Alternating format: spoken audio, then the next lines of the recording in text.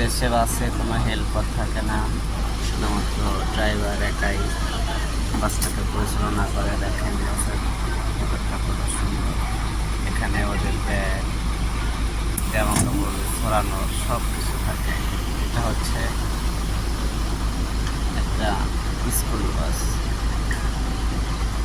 Pilot সাহেব বুঝে উঠতেছে, এখন বাস বসে চলে যাবে। অটোমেটিক সব লেগে যাবে। বাসে নেই কোনো হেল্পার, টিকিট কাটার জন্য লাইনও দিতে হয় না। মেশিন আছে, মেশিনে কার্ড পাঞ্চ করলেই আপনি যেতে পারবেন।